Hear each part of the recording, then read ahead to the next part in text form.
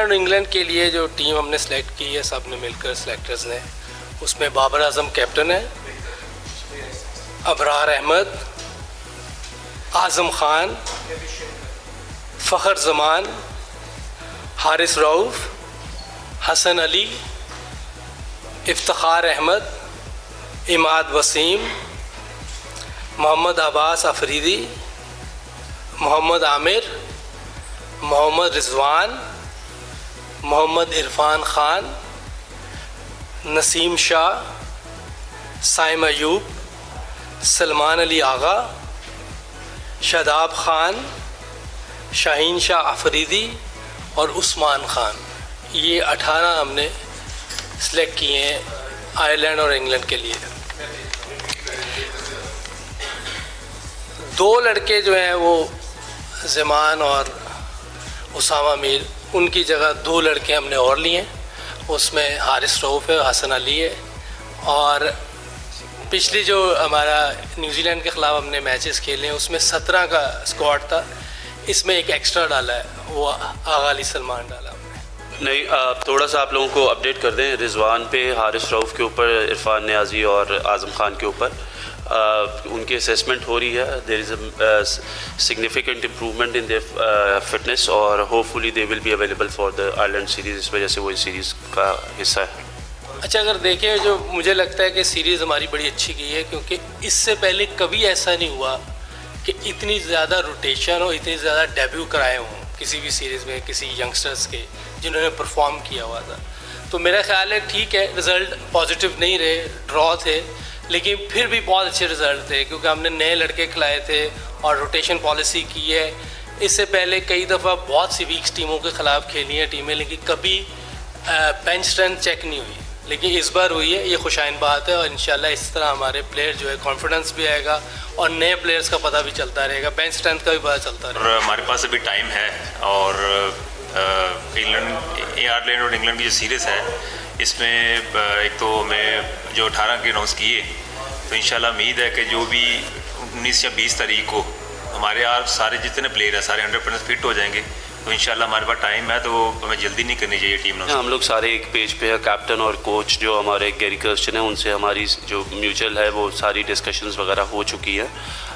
एक तो फिटनेस, जिस तरह हारिस जो है, हम लोग वो एक्सपेक्ट कर रहे हैं कि वो इंग्लैंड सीरीज़ तक बिल्कुल फ़िट हो जाए। उसका रीहैब शुरू हो गया हुआ है, वो बॉलिंग कर रहे हैं नेट्स में 8 से 10 ओवर रोज़ के कर रहे हैं। तो हम लोगों ने इस वजह से ये 1-2 ऐसी चीज़ें जिनको हमने मद्देनज़र रखते हुए थोड़ा सा स्क्वाड को लेट अनाउंस किया, ताकि हम जो 21 तारीख का मैच है इंग्लैंड में, उसके बाद इंशाल्लाह अपनी जो फाइनल स्क्वाड है वो इंशाल्लाह कर देंगे। इसमें हम लोगों को हर तरह से क्लैरिटी से फेक या 2 लड़के जिनकी फ़िटनेस के इशू हैं उनको बस हमने देखना है। जब तक कि आप सरफेस पे चले ना जाए किसी को आइडिया नहीं होता। अगर आप मेरे से पूछें तो मुझे कभी भी विकेट देख के आइडिया नहीं होता जब तक कि मैं 2 बॉल नहीं खेल लेता था। तो बाहर से कुछ कहना मेरा ख्याल है बहुत जल्दी हो जाएगा। और सुनने में ये आया कि आयरलैंड वाली विकेट ही न्यूयॉर्क में आ रही है जो उधर बन रही हैं। तो विकटें अगर आप देखें ओवरऑल पूरी दुनिया में देखें तो T20 में विकटें बड़ी फ्लैट होती हैं, प्योर बैटिंग के लिए होती हैं। हाँ, कोई एक आधी विकेट ऐसी होती है जहाँ बहुत ज़्यादा टर्न हो जाए या बहुत ज़्यादा सीम हो जाए, लेकिन ज़्यादातर चांसेस यही है कि 99% बैटिंग विकेट्स होती हैं, जिसमें बैट्समैनों के लिए बहुत इजी होता है, बॉलर स्ट्रगल करते हैं। लेकिन अगर आप देखा जाए तो बड़ा अच्छा कॉम्बिनेशन है हमारा, हर तरह की विकेट के लिए, हर तरह की अपोजिशन के लिए रेडी है पाकिस्तान। ठीक है, आप कह सकते हैं कि उनके 5-6 प्लेयर इसी टीम के बड़ी टीम में भी गए हैं, लेकिन वो 5-6 प्लेयर नहीं भी थे। लेकिन इंटरनेशनल टीम थी और हमने भी नए लड़के खिलाए। हमने रोटेशन पॉलिसी बहुत की है ताकि हमारी बेंच स्ट्रेंथ चेक हो। तैयारी आप देखें, आगे भी हमारे पास 3 मैच हैं, फिर इंग्लैंड के भी हैं 4 मैचेस, तो तैयारी तो चलती रहेगी जब तक कि वर्ल्ड कप नहीं आना। तो हम अपना कॉम्बिनेशन देख रहे हैं कि कौन सा बेहतर कॉम्बिनेशन होगा जो वर्ल्ड कप में हम भेजें। सर देखें, जब आप इंटरनेशनल एरिना में आते हैं ना डोमेस्टिक से, तो उसमें एक बहुत बड़ा डिफरेंट गेम का प्रेशर होता है। उस्मान खान को हम लोग इसलिए लेकर आए थे कि वी बिलीव कि he is one of the best players in the domestic circuit. जो PSL में उनकी परफॉर्मेंसेस ने भी उसको जो है वो जस्टिफाई किया है। फेलियर और सक्सेस ये पार्ट ऑफ द गेम है। आपको टैलेंट आइडेंटिफाई करना और फिर आपको ये देखना है कि आप उसको कितना जो है यूटिलाइज़ कर सकते हैं। फॉर अस, अगर आप उस्मान खान को देखें, आफ्टर 2 मैच फेलियर, जिस तरीके से उन्होंने तीसरे मैच में आके अपना इंटेंट दिखाया, कोई भी प्लेयर अगर होता तो वो 2 मैचेस के बाद कोशिश करता है कि वो अपने आप को सेव करे और थोड़ा सा लंबा खेले और अपनी बारी करे, अपने रन्स करे, लेकिन जो टीम का प्लान था वो उसको दिया गया और उसके बाद चौथे जो T20 मैच में उसकी बड़ी एक यूज़फुल इनिंग्स थी। तो हम ये समझते हैं कि he is a great talent और हमें चाहिए कि हम उसको सपोर्ट करें। कोई भी फलूक से नहीं आया यहाँ पे, परफॉर्मेंसेस से आया। ये पाकिस्तान की टीम है और हम लोगों को जो बेहतर लगा है हम उसके साथ स्टिक करेंगे और I think Usman has a very good potential in him to represent Pakistan. Press conference में बाबर आजम भी आए थे, उन्होंने भी ये एक्सेप्ट किया था कि हमारी बैटिंग पोटेंशियल पे नहीं खेली। सो आई थिंक ये जो हमारी गलतियाँ वो हम लोगों ने रियलाइज़ की और इंशाल्लाह आगे जाके इनको बेहतर करेंगे। पहली बात तो सैम जो है ना पोटेंशियल वाइज बहुत अच्छे हैं और ठीक है वो न्यूजीलैंड में और यहाँ पे इस तरह का हम एक्सपेक्टेशन कर रहे थे उनसे, वो हम वैसा नहीं कर सके, पर फिर भी हमें ये उम्मीद है कि वो अच्छा परफॉर्म करेंगे। ऐसे प्लेयर को एक मैच चाहिए होता है कॉन्फ्रेंस के लिए। और दूसरा सामा की बात कर रहे हैं, ठीक है उसने हाईएस्ट विकेट्स लिए हैं PSL में और हमारे पास देखिए शादाब हैं और हम चाह रहे हैं कि एक ही कैटेगरी के प्लेयर्स ना लेके जाएं। अब इसलिए अबरार को हमने रिप्लेस किया है, सामा पे लेके आए हैं। तो अब हमारे पास मिस्ट्री बॉलर भी आ गए हैं और शादाब भी है। हसन अली का ये बता दें कि हसन अली पहले से कंसिडरेशन में थे, वो काउंटी क्रिकेट खेल रहे थे, उनका कॉन्ट्रैक्ट था। आई थिंक कि हम लोगों को ये देखना था कि हमें एक एक्सपीरियंस बॉलर चाहिए था मिडल में जो कि हारिस रऊफ़ की शक्ल में है और हसन अली जो है वो एज अ बैकअप हैं हारिस रऊफ़ के और ये क्लैरिटी हसन अली को भी दी गई है। सो होपफुली अगर हारिस फिट हो जाते हैं तो he will be our first preference. So obviously इतना बड़ा कंपटीशन है, हसन का हमने देखा ICC कॉम्पिटिशन में he has bowled really well, he is experience and we need that experience in the middle order. So that's why Hasan Ali is as a backup for Haris Rauf. देखिए first of all तो ये हम बता दें कि ऑब्वियसली जो result हम चाहते थे न्यूजीलैंड सीरीज़ में वो हम एज अ टीम अचीव नहीं कर सके and we own that, ये selection committee own that responsibility, that's why we are here as well. Going forward देखिए combinations की जब हम बात करते हैं तो हम हमेशा ये बात करते हैं कि देयर इज़ नो रोटेशन। जब हम रोटेशन कर रहे हैं तो उसमें हम लोगों को फेलियर भी देखेंगे और हम लोग सक्सेस भी देखेंगे। ऑब्वियसली अगर आप देखें उस्मान खान जो है वो उनका डेब्यू था, 3 लड़के हमारे अनफिट हो गए ड्यूरिंग दैट टूर, ठीक है जी। उसके बाद हम लोग देख रहे थे बॉलिंग में भी हमारे पास यंग है, अब्बास और जमान जो थे दे वर द यंगेस्ट बॉलर्स, हमने उनके ऊपर परसिस्ट किया। सो जब आपको एक टीम बनानी पड़ती है, आगे वर्ल्ड कप है, जब आपको कॉम्बिनेशन देखना पड़ता है तो यू हैव टू फाइनलाइज कि आपका बेस्ट कॉम्बिनेशन क्या होगा।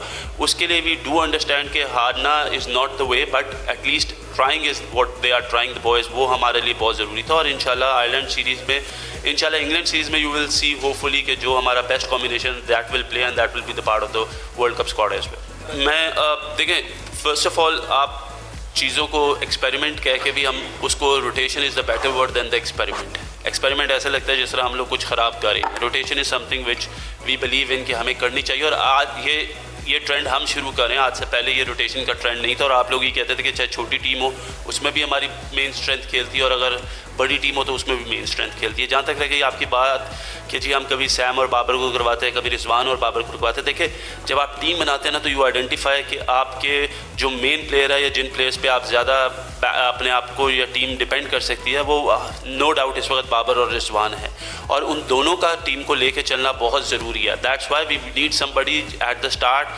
रादर बाबर और रादर रिजवान जो सैम की शक्ल में हमारे पास है कि जिसको हम लेके जाएं, रोटेट कर सके, वो स्ट्राइक जो है वो ज़्यादा अटैकिंग प्लेयर है वो अटैक कर सके और उसके बाद मिडल ऑर्डर्स में जहाँ पे हमें प्रॉब्लम आती है वहाँ पे हमारा एक ऐसा मेन प्लेयर हो जो टीम को लेके चल सके। So I think this is all part of the planning. अगर हमें कहीं पे ये भी लगेगा कि अगर हमें चेंज करना पड़ा आगे जाके तो हम वो भी चेंज करेंगे। We are working in the best interest of the team और जो बेहतर होगा हम वही करेंगे और इस पे हम काम भी कर रहे हैं। इसके लिए मैंने अभी भी जो मैचेस हो रहे थे उसके दौरान जो प्रैक्टिस सेशन थे उसमें कुछ ऐसी शॉटें हैं जो हमें खेलनी चाहिए। मिडल ओवर में इनोवेशन करनी चाहिए। ये 7 से 15 या 20 ओवर तक आपको ऐसी शॉट्स खेलनी है।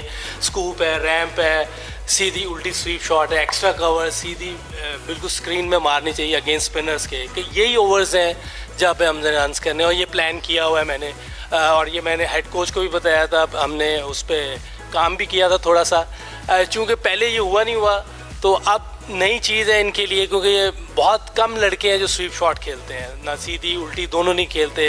ये चीज़ें हमने करवानी और इंशाल्लाह साथ साथ ये चीज़ें होती रहेंगी और एग्जीक्यूट तो इन्होंने करना है, हम करवा सकते हैं। जैसे क्वेश्चन आप कर रहे हैं, काम अंदर हमने करना है। और एक चीज़ और है कि जब तक आप फेलियर को ज़हन में रखेंगे ना तो कोई चीज़ भी आगे नहीं चल सकती। हमने फेलियर के बगैर क्रिकेट खेलनी है। कोई भी क्रिकेट खेल रहे हैं, one day, T20 test, as a batsman मैं बता रहा हूँ कि जब मेरे दिल में ये होगा मैं आउट हो जाऊँगा तो मैं आउट हो जाऊँगा।